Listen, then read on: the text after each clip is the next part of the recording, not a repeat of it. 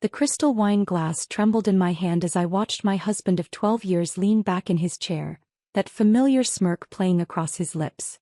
The dining room was bathed in the warm glow of Christmas lights, the turkey growing cold on the table as Luca's family watched with barely concealed anticipation. His mother, Catherine, drummed her manicured fingers against the mahogany table. His brother Isaac shifted uncomfortably, unable to meet my eyes. Even his teenage nephew Tyler had put down his phone to witness whatever spectacle was about to unfold. "Eileen, darling," Luca said, his voice dripping with mock sweetness as he reached into his jacket pocket. "I have a special Christmas gift for you this year." The manila envelope he placed before me looked innocuous enough, but the satisfied gleam in his eyes told a different story.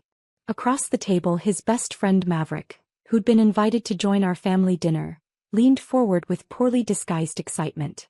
"Go ahead, sweetheart," Luca urged, that cruel smile widening. "Open it." My fingers moved mechanically, breaking the seal, pulling out the crisp legal documents that would shatter most women's worlds. Divorce papers. On Christmas Day. In front of his entire family. I could hear Maverick whisper to Isaac, "She'll fall apart," then beg him to stay. "She won't be able to live without him. Women are so unpredictable." Luca chuckled, clearly enjoying every second of my supposed humiliation. "What do you say, Eileen? Ready to sign?" What happened next would haunt them all for the rest of their lives. I reached for the pen with steady hands, signed my name with flourish, and then smiled, really smiled for the first time in months. "Done," I said simply, pushing the papers back across the table. The confusion that flickered across their faces was delicious, but I wasn't finished. "Actually, Luca," I said, rising gracefully from my chair, "I have a Christmas gift for you too." The beautifully wrapped box I retrieved from under the tree was heavy in my hands, tied with a perfect red velvet bow. I placed it gently before him, my heart hammering with anticipation. "Open it," I whispered. When he lifted the lid and saw what was inside, the color drained from his face. Catherine gasped, her hand flying to her throat. Maverick stumbled backward, knocking over his chair. Even cocky teenager Tyler went pale. But that was just the beginning of the nightmare I was about to unleash upon them all. Before we continue, please write in the comment which country you are watching this video. We love knowing where our global family is tuning in from. And if this is your first time on this channel, please subscribe. Your support helps us bring even more epic revenge tales of life. Enjoy listening. 6 months earlier, I was still living the lie. My name is Eileen Montgomery, and for 12 years, I had been the epitome of the perfect corporate wife. At 34, I maintained my figure with religious dedication, my auburn hair was always perfectly styled, and my smile never wavered, not even when it felt like my face might crack from the effort. I lived in our pristine suburban mansion with its manicured lawns and imported marble countertops, hosting dinner parties for Luca's business associates, organizing charity galas, and ensuring that our home was a showcase worthy of his position as senior partner at Blackwood and Associates, one of the city's most prestigious law firms. Every morning I woke at 5:30 to prepare Luca's breakfast exactly as he liked it. 2 eggs over easy, wheat toast with a thin layer of orange marmalade, fresh squeezed orange juice, and coffee so black it could strip paint. I laid out his suits, ensured his shirts were pressed to perfection, and sent him off to work with a kiss on the cheek and words of encouragement. My days were filled with yoga classes, volunteer work at the children's hospital, and maintaining the social connections that were so crucial to Luca's career advancement. I was the wife who remembered every important client's birthday, who could discuss wine pairings and stock portfolios with equal ease, who photographed beautifully at company events. From the outside we were golden. Luca, with his sharp jawline and piercing blue eyes, commanding respect in every boardroom he entered. Me, the supportive spouse who made it all look effortless. We were featured in the society pages, invited to exclusive events, whispered about with envy at country club gatherings. But perfection, I learned, is just another word for prison. The cracks had started showing about 2 years ago, though I'd been expertly trained to ignore them. Luca began working later, taking more business trips, showing less interest in the intimate moments we once shared. When I'd try to discuss it, he'd dismiss my concerns with practiced ease. "You're being paranoid, Eileen," he'd say, not even looking up from his phone. "I'm building our future. Everything I do is for us." I wanted to believe him. God, how desperately I wanted to believe him. The night that changed everything happened on a rainy Thursday in September. I'd been battling a migraine all day and decided to surprise Luca by picking him up from the office instead of having him take an Uber home. The security guard at Blackwood and Associates knew me well enough to wave me through to the elevator. The 32nd floor was dimly lit, most of the offices empty. But Luca's corner office glowed with warm light, and through the glass walls I could see him. He wasn't alone. She was bent over his desk, not over paperwork but over him. A stunning brunette I recognized as Sofia Rivera, one of the firm's rising associates. 26 years old, Harvard Law graduate, legs that went on for miles. They were so absorbed in their passionate encounter that neither noticed me standing frozen in the hallway, my heart shattering into 1,000 pieces. I watched my husband of 10 years move against her with an urgency and desire I hadn't seen from him in months. I should have stormed in. I should have screamed, thrown things, demanded explanations. Instead, I stood there in complete silence, something cold and calculating settling into my chest where my heart used to be. I backed away slowly, took the elevator down and drove home in a daze. That night when Luca came home smelling like her perfume, I said nothing. When he kissed my forehead and apologized for working so late, I smiled and asked if he was hungry. "You're an angel, Eileen," he said, loosening his tie. "I don't know what I'd do without you." Neither did I. But I was about to find out. Over the next few weeks I became someone I didn't recognize. Gone was the trusting, naive woman who believed her husband's every word. In her place emerged a calculating strategist who would have impressed Machiavelli himself. I started small. I noticed things: how Luca's phone was now permanently face down during dinner, how he'd step outside to take certain calls, how his cologne changed to something more expensive and seductive. The signs that once might have driven me to tears now felt like puzzle pieces I was methodically collecting. My first real breakthrough came when I decided to have lunch at Café Luna, a trendy bistro near Luca's office. I'd been going there for years, knew the staff well enough that they always saved me a good table. I wasn't there to spy, I told myself. I was just treating myself to their famous salmon salad. That's when I saw them. Luca and Sofia sat at a corner table, his hand covering hers. Their foreheads almost touching as they spoke in urgent whispers. The intimacy between them was unmistakable. This wasn't just physical, it was emotional. The way she laughed at something he said, the way his thumb traced circles on her knuckles, the way they looked at each other like they were the only two people in the world. I felt bile rise in my throat, but I forced myself to remain calm. I took out my phone and discreetly snapped several photos. Evidence. The word had become my mantra. Mrs. Montgomery. The cheerful voice of Maria, my usual waitress, nearly made me jump out of my skin. "Your usual table is ready." I pasted on my brightest smile. "Actually, Maria, I think I'll take that small table by the window instead. The lighting is so lovely today." From my new vantage point I could observe them without being noticed. I watched Luca slip an envelope across the table to Sofia. She opened it and her face lit up with delight. Even from across the restaurant I could see the sparkle of jewelry, expensive jewelry. My jewelry allowance, I realized with cold fury, was being spent on his mistress. They left separately, Sofia first, then Luca 10 minutes later. But not before he'd left cash on the table. More than enough to cover their meal and a generous tip. Always the gentleman, my husband. At least when it came to impressing other women. That afternoon I made my first call to a private investigator. Vincent Kane had the weathered face of a man who'd seen too much of humanity's darker side. But his references were impeccable and his discretion absolute. We met at a small coffee shop downtown, far from anywhere I might be recognized. "I need to know everything," I told him, sliding a photo of Luca across the small table. "Where he goes, who he sees, how long this has been going on, and most importantly, what kind of evidence we can gather." Vincent studied the photo with professional detachment. "How long have you suspected?" 6 weeks. "But I think it's been going on much longer than that." "It usually has been," he said with the weary tone of a man who'd delivered this news too many times. "Most spouses don't notice until the affair has been established for months, sometimes years." The word affair hit me like a physical blow, but I kept my expression neutral. "What do you need from me?" "Access to financial records, his schedule when possible, any changes in routine you've noticed." "And Mrs. Montgomery?" Vincent leaned forward, his voice gentle but firm. "You need to decide what outcome you want. Evidence for a divorce settlement is one thing. Evidence for complete destruction is another. At that moment I thought I wanted the former. I was wrong. Vincent worked fast. Within 2 weeks he'd compiled a dossier that painted a picture of betrayal more extensive than I'd imagined. Luca and Sofia had been conducting their affair for 8 months. They had regular rendezvous at the Grandview Hotel every Tuesday and Thursday afternoon.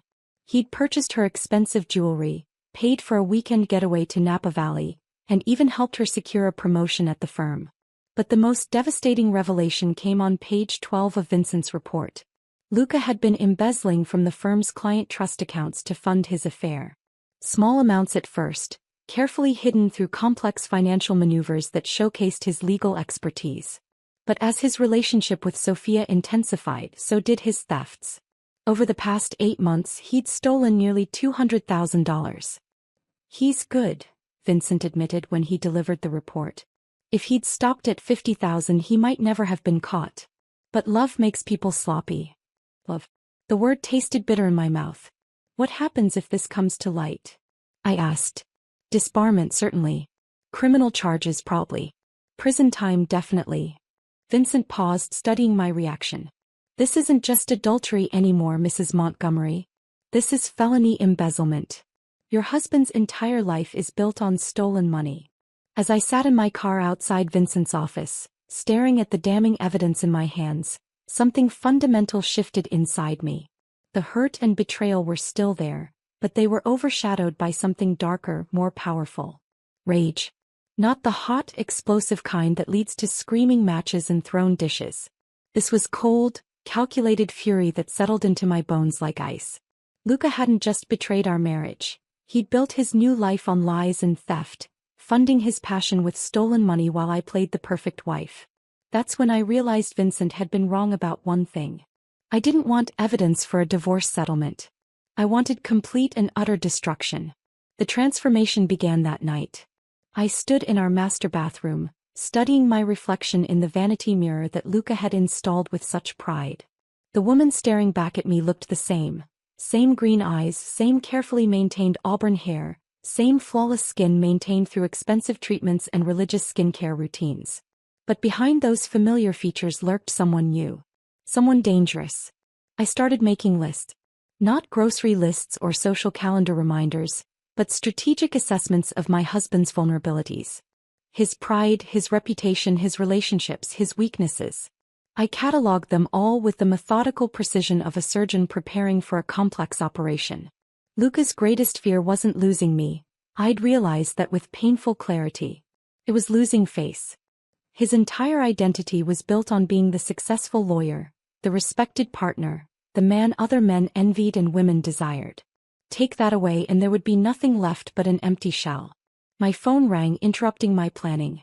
Catherine's name appeared on the screen and I answered with my practiced cheerfulness. Eileen, darling, Luca's mother purred, her voice carrying that subtle condescension she'd perfected over 12 years of barely tolerating me. I'm calling about Christmas dinner. Will you be preparing your usual feast? Every year I spent days preparing an elaborate Christmas dinner for Luca's family. Turkey with all the trimmings, homemade pies, expensive wines, and decorations worthy of a magazine spread.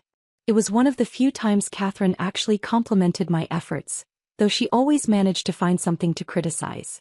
Of course, I replied, my mind already working.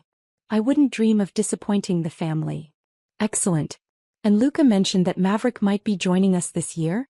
Such a lovely young man. I do hope you'll make him feel welcome. Maverick. Luca's best friend since law school and according to Vincent's report, the one person who knew about the affair. The one who'd been covering for Luca, providing alibis and moral support for his betrayal. Absolutely, I said, my smile audible even through the phone. I'll make sure it's a Christmas dinner none of us will ever forget. With Christmas still 2 months away, I had time to prepare. But first I needed to gather more evidence and ensure my own protection. The next morning I opened a private bank account at a different institution, one where Luca had no connections. I began quietly transferring small amounts from our joint savings, nothing large enough to trigger alerts, but enough to give me financial independence. I also made an appointment with Eleanor Hartwell, the city's most ruthless divorce attorney. Eleanor had a reputation for destroying unfaithful husbands so thoroughly that most settled out of court rather than face her in battle. Her office was everything I'd expected: glass and steel, minimalist furniture that cost more than most people's cars, and walls lined with law degrees and awards. Eleanor herself was intimidating: mid-50s, silver hair pulled back in a severe bun, wearing a suit that probably cost more than my wedding dress. "Mrs. Montgomery," she said, gesturing for me to sit. "I understand you have a situation." I handed her copies of Vincent's report, watching her expression remain neutral as she absorbed the devastating evidence of Luca's betrayals. "This is comprehensive," she finally said. "Your investigator is very thorough. With evidence like this, we could certainly secure you a favorable settlement." "I don't want a settlement," I said quietly. "I want him destroyed." Eleanor raised an eyebrow. "Destroyed is a strong word, Mrs. Montgomery. Are you certain that's the path you want to take?" "He stole from his clients to fund his affair," I replied, my voice steady despite the fury churning in my chest. "He betrayed not just me but everyone who trusted him. Yes, I want him destroyed." "Very well." Eleanor leaned back in her chair. "But understand that once we go down this path, there's no turning back. Your husband will lose everything: his career, his reputation, his freedom. Are you prepared for the collateral damage that will inevitably follow?" I thought of all the nights I'd waited for him to come home, all the lies he'd fed me with such casual cruelty, all the times I'd felt like I was going crazy for suspecting what I now knew to be true. "I'm prepared," I said. "Then let's discuss strategy." October and November passed in a strange sort of suspended animation. To the outside world I remained the perfect wife. I attended firm parties with Luca, smiled brilliantly while he accepted accolades for cases won with stolen money. I planned our Christmas dinner with obsessive attention to detail, consulting with caterers and florists as if it were the social event of the year. Luca seemed almost relieved by my behavior. If he'd noticed any change in me, he attributed it to my newfound dedication to making our life perfect. He became more affectionate, more attentive, as if my increased efforts had rekindled his interest. How wrong he was. Every kiss he gave me tasted of betrayal. Every compliment felt like mockery. But I played my part flawlessly, even as I methodically documented his every movement, his every lie, his every theft. The most difficult part was watching him with Sophia at firm events. She would arrive looking stunning, accepting congratulations on her recent promotion. The promotion my husband had secured for her with embezzled money. They would maintain careful distance in public, but I could read the subtle signals between them. A brush of fingers when passing documents. Meaningful glances across crowded rooms. The way her face lit up when he entered a conversation. It was at the firm's annual Thanksgiving mixer that I overheard the conversation that sealed their fate. I'd stepped away from a tedious discussion about charity fundraising to refresh my wine when I heard familiar voices from the adjacent alcove. Luca and Maverick, hidden from view by an elaborate flower arrangement. "She suspects nothing?" Maverick asked, his voice low. "Nothing," Luca replied confidently. "Eileen's been the perfect wife lately. Almost like the old days. I think she's finally accepting that this is just who I am, focused on my career, working long hours." She stopped asking questions. "And Sophia?" "Getting impatient. She wants me to file for divorce, but I'm not ready yet. Eileen's too useful. Her connections, her social skills, the way she manages my life. I'll end it eventually, but on my timeline." I gripped my wine glass so tightly I was surprised it didn't shatter. "What about Christmas?" Maverick asked. "Sophia's expecting you to spend it with her family." "I'll figure something out," Luca said dismissively.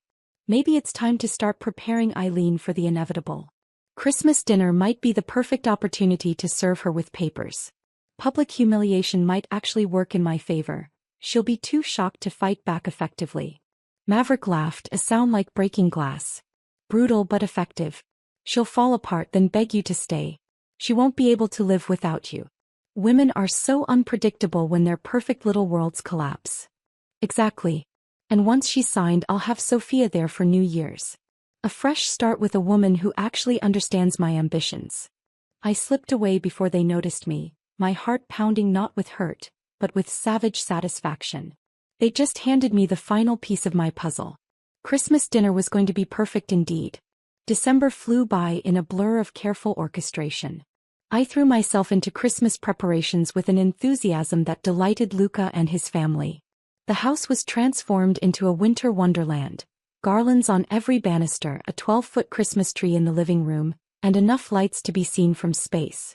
I ordered the finest turkey from the city's most exclusive butcher, imported wine from Luca's favorite vineyard, and commissioned custom place cards from a high-end stationer. Every detail was perfect, every element designed to create the ideal stage for the performance of my life. Meanwhile, Eleanor had been busy. The paperwork was filed and ready, investigators were standing by, and key players had been discreetly contacted. The State Bar Association had been alerted to potential misconduct requiring investigation. The FBI's white-collar crime division had received an anonymous tip about possible embezzlement at a prestigious law firm. All the dominoes were lined up, waiting for Christmas Day to set them tumbling. But my masterpiece, my Christmas gift to Luca, required special preparation. I spent hours at Kinko's printing and binding documents. Bank statements showing the embezzled funds. Photos of Luca and Sofia in compromising positions. Hotel receipts and jewelry purchase confirmations. Phone records showing hundreds of calls and texts between them. Every piece of evidence Vincent had gathered, organized chronologically to tell the complete story of my husband's betrayal. But the cover page was my personal touch.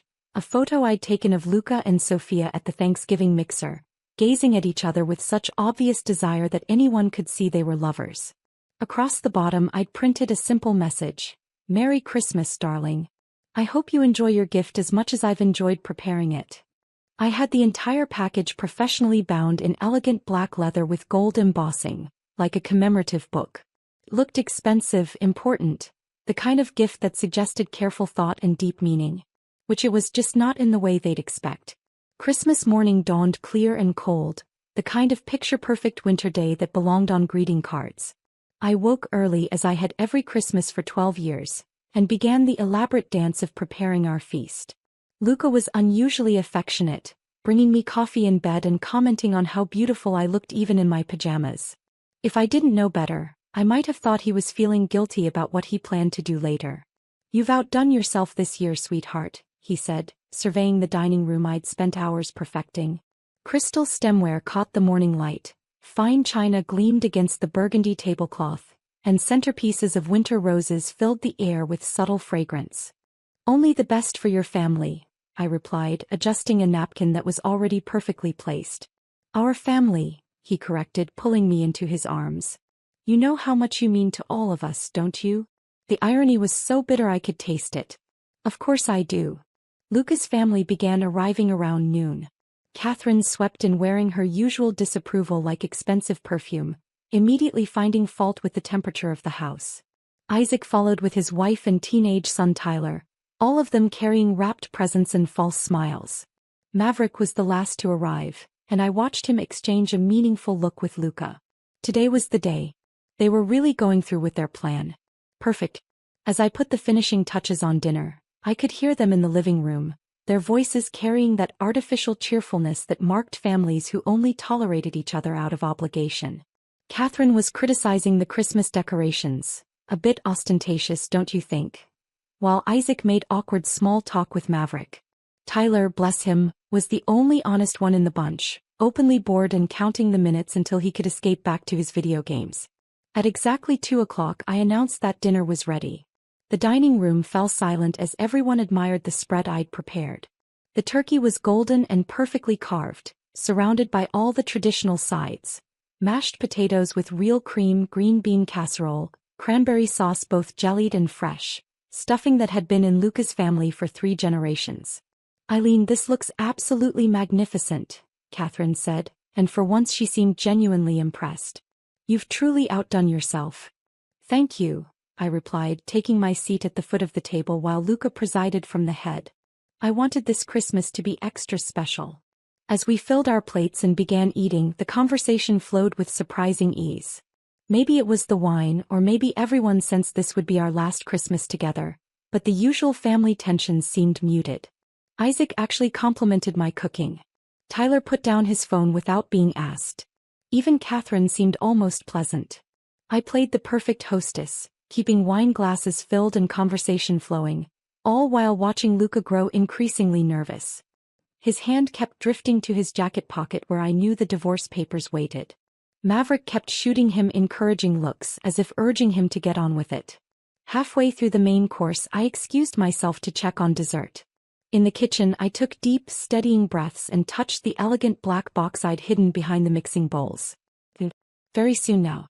When I returned to the dining room, the atmosphere had shifted.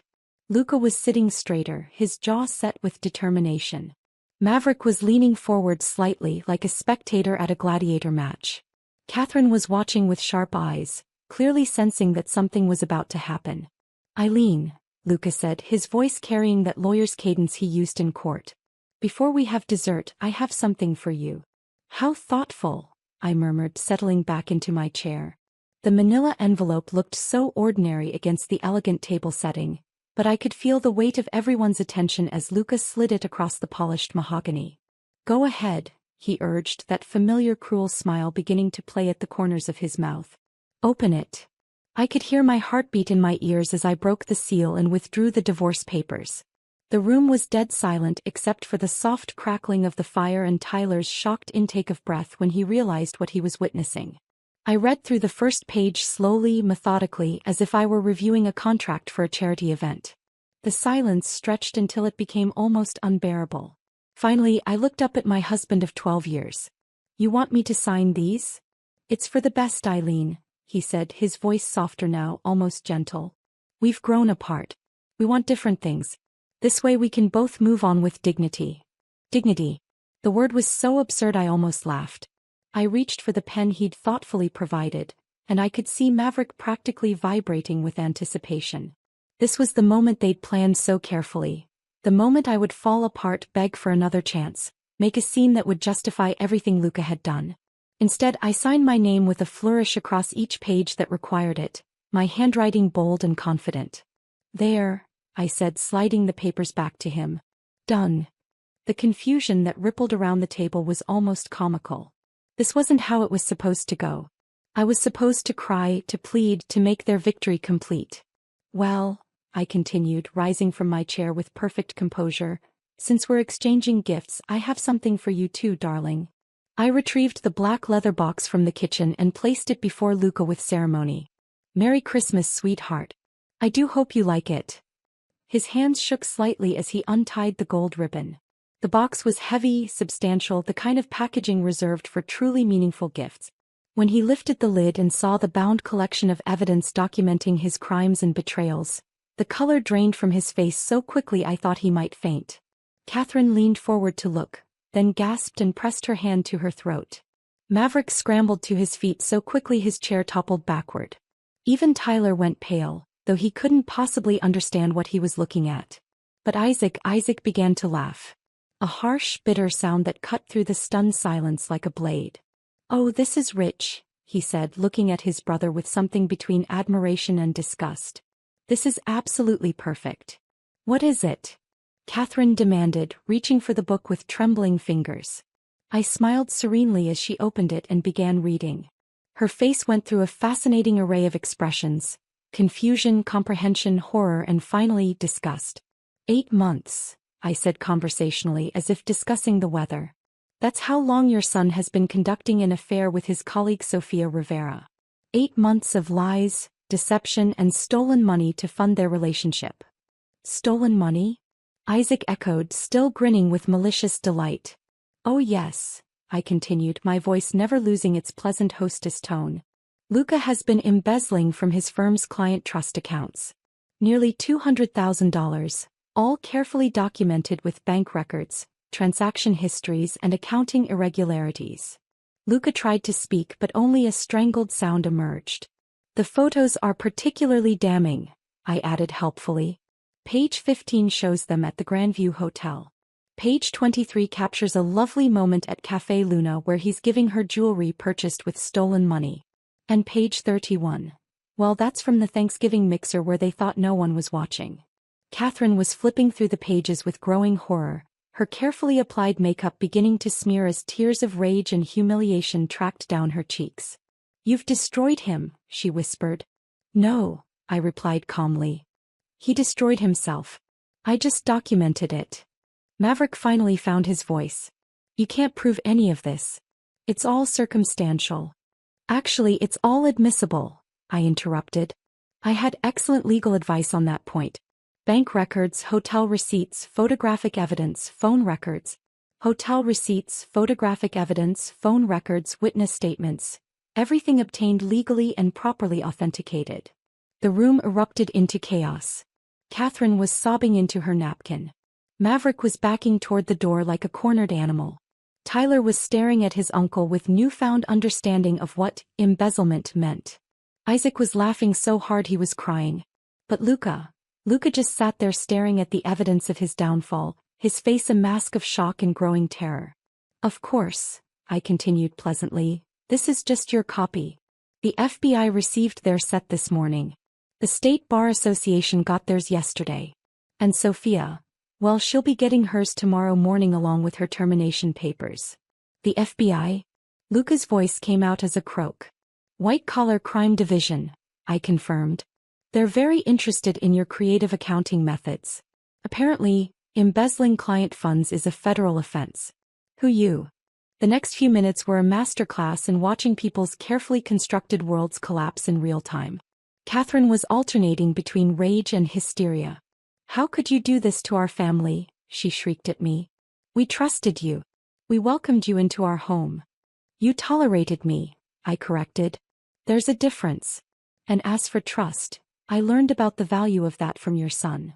Maverick was frantically texting, probably trying to warn Sophia or figure out how to distance himself from the wreckage. His face had gone gray as he realized his role as accomplice and enabler was also documented in my gift. Isaac had stopped laughing and was now studying his brother with something approaching pity. Jesus, Luca. 200,000? What the hell were you thinking? But it was Tyler who asked the question that cut deepest. Uncle Luca, are you going to prison? The silence that followed was deafening. That depends, I said gently, on how cooperative he is with federal investigators. Luca finally seemed to shake off his shock. His lawyer's instincts kicked in, and I could see him mentally cataloging damage control strategies. This is vindictive, he said, his voice gaining strength. A spurned wife's revenge fantasy. No prosecutor will. Actually, I interrupted, I've already spoken with Assistant U.S. Attorney Rebecca Walsh. She's very interested in your case. Apparently, law firm embezzlement is becoming quite an epidemic, and they want to make an example. The name hit him like a physical blow. Rebecca Walsh was known for her ruthless prosecution of white-collar criminals. She had a conviction rate that was legendary and a reputation for maximum sentences. You vindictive bitch, Maverick snarled, his composure finally cracking. Do you have any idea what you've done? You've destroyed multiple lives over a simple affair. I turned to look at him with calm interest. Are you referring to the same affair you helped facilitate? The one where you provided alibis and cover stories? Because page 47 has some lovely documentation of your involvement. Maverick went white. As an attorney himself, he knew exactly what accessory charges could mean for his own career. Mom, we should go, Isaac said quietly, helping Catherine to her feet. She was still clutching the damning evidence book like it might burst into flames. Yes, I agreed pleasantly. I think that would be best. Dessert is cancelled, I'm afraid. I have some phone calls to make. As they filed out in stunned silence, Luca remained seated, staring at the ruins of his Christmas dinner. The turkey was growing cold, the wine was going flat, and his entire life was imploding around him. Why? He asked finally. Why destroy everything we built together? I looked at him, really looked at him, perhaps for the last time as his wife. We didn't build anything together, Luca. I built a life and you took it for granted while you built a fantasy with stolen money and another woman. The only thing I'm destroying is the lie. The week between Christmas and New Year's was a blur of legal proceedings, media attention, and the systematic dismantling of Luca's life. The FBI executed a search warrant on our home the day after Christmas. I watched from my lawyer's office as agents carried out boxes of documents, computer hard drives, and financial records. Our neighbors gathered on their perfectly manicured lawns to witness the spectacle, their whispered conversations and pointing fingers marking the end of any social standing I might have had in our exclusive community. I found I didn't care. The media picked up the story within 48 hours. "Prominent attorney charged with embezzlement," screamed the headlines. The local news ran footage of Luca being led away in handcuffs, his expensive suit wrinkled, his usually perfect hair disheveled. The image was everywhere: newspapers, websites, social media. Sofia Rivera was terminated from Blackwood and Associates and arrested the same day. The firm, desperate to distance itself from the scandal, issued a statement expressing their shock and cooperation with federal investigators. They froze all of Luca's accounts and began their own internal audit to determine the full extent of the damage. Maverick hired his own attorney and began negotiating a plea deal in exchange for his testimony against Luca. Their friendship, built over years of shared ambitions and moral compromises, disintegrated in a matter of days. I watched it all unfold from the safety of Eleanor's office, where we meticulously planned my divorce strategy. With Luca facing federal charges, our settlement negotiations took on an entirely different character. "He's desperate," Eleanor informed me during one of our strategy sessions. "His attorney is pushing for a quick settlement to minimize your potential testimony damage in the criminal case." "What are they offering?" "Everything," she said with satisfaction. "The house, the cars, the investment accounts that aren't frozen. He wants to give you everything in exchange for your silence." I considered this for a moment. "And if I refuse?" "Then you testify in his criminal trial about the lavish gifts he purchased for his mistress with stolen money, the trips they took, the lifestyle they maintained. Your testimony could add years to his sentence." The power was intoxicating. For 12 years, I had been the accommodating wife, bending my life around Luca's ambitions and desires. Now for the first time I held all the cards. "I want the house," I said finally. "And I want him to publicly admit to the affair in the divorce proceedings. Let the record show exactly why our marriage ended." Eleanor smiled. "Done." 3 months later, I sat in the federal courthouse watching my former husband face justice. The woman in the defendant's chair bore little resemblance to the confident attorney who had served me divorce papers on Christmas Day. Luca had lost weight, his suits hung loosely on his frame, and there was a haunted quality to his eyes that spoke of sleepless nights and shattered dreams. Sofia sat at the prosecutor's table, having accepted a plea deal in exchange for her testimony. She looked older, more fragile, the vibrant confidence that had once attracted my husband replaced by the hollow expression of someone whose future had been reduced to rubble. The evidence I had gathered formed the backbone of the prosecution's case. My photographs were projected on large screens for the jury to see. Hotel receipts were entered as exhibits. Bank records traced the flow of stolen money with mathematical precision. When I took the stand to testify, I felt strangely calm. The courtroom was packed with reporters, former colleagues, and curious onlookers drawn by the scandalous details of the case. I could see Catherine in the gallery, her face a mask of barely controlled rage and humiliation. "Mrs. Montgomery," the prosecutor began, "can you tell the court about your marriage to the defendant?" "We were married for 12 years, I replied, my voice steady and clear. "I believed I was married to an honest, hard-working attorney. I discovered I was actually married to a thief and a liar. Over the next 2 hours, I methodically destroyed any remaining vestiges of Luca's reputation. I testified about the lies, the financial irregularities I had noticed, the gradual changes in his behavior as his double life became more complex. When Luca's attorney cross-examined me, he tried to paint me as a vindictive ex-wife seeking revenge. "Isn't it true, Mrs. Montgomery, that you orchestrated this entire investigation out of spite over your husband's affair?" I looked directly at Luca as I answered. "I orchestrated this investigation because I discovered my husband was a criminal. The affair was just one of many crimes he committed against people who trusted him." The jury deliberated for less than 4 hours. When they returned with guilty verdicts on all counts, I felt something I hadn't experienced in years: complete satisfaction. Luca was sentenced to 7 years in federal prison. His law license was revoked. His assets were seized to pay restitution to the clients he had robbed. Sofia received 18 months in community service. Maverick lost his law license but avoided prison time in exchange for his cooperation. As the bailiff led Luca away, he turned to look at me one last time. In his eyes, I saw the complete comprehension of what his betrayal had cost him. Not just his freedom but his identity, his future, everything he had valued about himself. I felt nothing but cold satisfaction. 6 months after the trial, I stood in the kitchen of what was now solely my house, preparing breakfast for one. The morning sun streamed through windows I had had professionally cleaned, casting everything in sharp, clear light. The house felt different now, lighter somehow, as if Luca's presence had been a weight I hadn't realized I was carrying. I had redecorated extensively, erasing any trace of our shared life and creating something that was entirely mine. My phone rang, interrupting my peaceful routine. Vincent Kane's name appeared on the screen. "Mrs. Montgomery," his familiar voice greeted me. "I hope you're well." "Very well, thank you.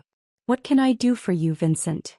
"I wanted to let you know that I received a call from a potential client yesterday. A woman who suspects her husband of infidelity and financial impropriety. She specifically asked for the investigator who handled the Luca Montgomery case." I smiled, understanding the implication. Word travels fast. "Indeed it does. Would you be willing to provide a reference? Sometimes hearing from someone who's been through the process helps people find the courage to seek the truth." I considered this. In the months since Luca's conviction, I had received numerous calls from women in similar situations. Some wanted advice, others simply wanted to talk to someone who had successfully fought back against a cheating spouse. "Give her my number," I said. "I'd be happy to speak with her." "Thank you. And Mrs. Montgomery? I hope you know that what you accomplished was remarkable. Many people in your situation choose to look the other way or settle for less than they deserve." After hanging up, I walked through my house now, thinking about Vincent's words. For 12 years I had chosen to look the other way, to make excuses, to accept less than I deserved. The woman who had signed those divorce papers on Christmas Day had been weak, naive, trusting to a fault. That woman was gone. In her place stood someone stronger, someone who understood that justice sometimes required taking matters into your own hands. Someone who knew that the most devastating revenge was simply revealing the truth and letting consequences follow their natural course. 1 year after Luca's sentencing, I received an unexpected visitor. I was tending to my garden. A new hobby I had discovered brought me peace, when Catherine Montgomery appeared at my front gate.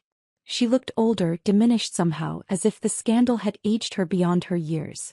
Her usually perfect appearance showed signs of strain, gray roots showing through her dyed hair, lines around her eyes that makeup couldn't quite hide. "Eileen," she said quietly, her voice lacking its usual imperious tone. "May I come in?" Curiosity more than kindness made me nod and lead her to the patio where I had been enjoying my morning coffee. "You look well," she observed, settling into one of the wrought iron chairs I had purchased to replace the furniture Luca had chosen. "I am well," I replied simply. We sat in silence for several minutes, two women who had shared family holidays and social obligations but had never really known each other. "I came to apologize," Catherine said finally. The words surprised me. In 12 years of marriage I had never heard Catherine Montgomery apologize for anything. For what, specifically? For not seeing what kind of man my son had become. For not treating you with the respect you deserved. For... She paused, struggling with words that clearly didn't come easily. "For raising a man who could betray someone as thoroughly as he betrayed you." I studied her face, looking for signs of manipulation or hidden agenda. Instead, I saw something I had never expected from Catherine: genuine remorse. "He writes to me from prison," she continued. "Asks about you constantly. Wants to know if you're happy, if you've moved on, if you ever mention him." "What do you tell him?" "The truth. That you seem happier than I ever saw you during your marriage. That you've created a life that's entirely your own. That you rarely speak his name." She reached into her purse and withdrew an envelope. "He asked me to give you this." I stared at the letter but made no move to take it. "What does it say?" "I don't know. I told him I wouldn't read his private correspondence." "But Eileen..." Catherine's voice broke slightly. "He's not the same man who served you those papers. Prison has changed him. Humbled him. I think he finally understands what he lost." "It's too late for understanding," I said quietly. "I know. But perhaps it's not too late for forgiveness." I finally took the letter, noting Luca's familiar handwriting on the envelope. My name was written in the careful script he had once used to sign important legal documents. "He'll be eligible for parole in 3 years," Catherine said. "He's been asking if there's any chance." No, I interrupted, my voice firm but not unkind. There's no chance of reconciliation, Catherine. That man destroyed something that can never be rebuilt. She nodded, tears gathering in her eyes. I know. I suppose I had to ask. After Catherine left, I sat alone with Luca's letter for a long time before finally opening it. Eileen, I know I have no right to write to you, no right to expect you to read this, no right to ask for anything. But I need you to know that I understand now what I destroyed. Every day in here I think about Christmas dinner. Not about the divorce papers or the evidence you presented, but about the moment I realized I had lost the one person who truly loved me. You didn't just document my crimes, Eileen. You showed me exactly who I had become. I don't expect forgiveness. I don't expect a response. I just need you to know that whatever happiness you found, you deserve it. You deserved so much better than what I gave you. I'm sorry doesn't begin to cover the magnitude of my betrayal, but it's all I have left to offer. Luca. I read the letter twice, then walked to the fireplace and fed it to the flames. Watching the paper curl and blacken, I felt the final chapter of our story come to a close. 2 years later, I stood in my kitchen preparing dinner for new friends I had made through my volunteer work with a domestic violence support organization. Women who, like me, had discovered that sometimes the people we trust most are capable of the deepest betrayals. My phone buzzed with a text message from Eleanor. Luca Montgomery was denied parole. Will serve full sentence. Thought you'd want to know. I smiled and deleted the message. Justice, it seemed, was still being served.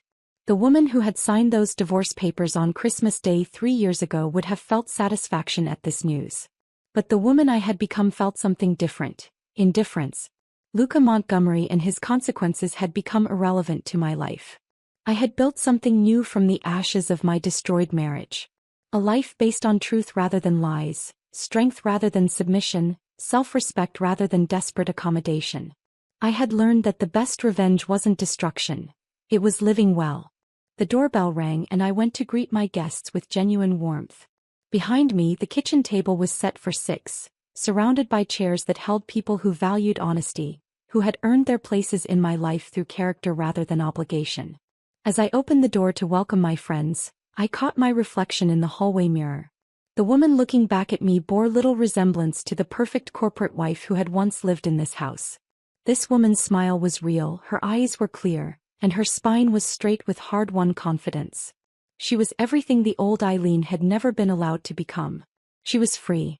And in a world where justice often goes unserved and betrayal often goes unpunished, sometimes freedom is the sweetest revenge of all.